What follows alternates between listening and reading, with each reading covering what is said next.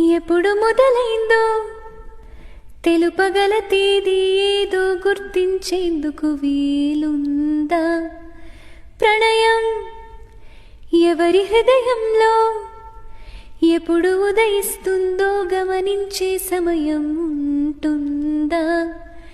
ప్రేమంటే ఏమంటే చెప్పేసే మాటుంటే ఆ మాటకు తెలిసేనా ప్రేమంటే?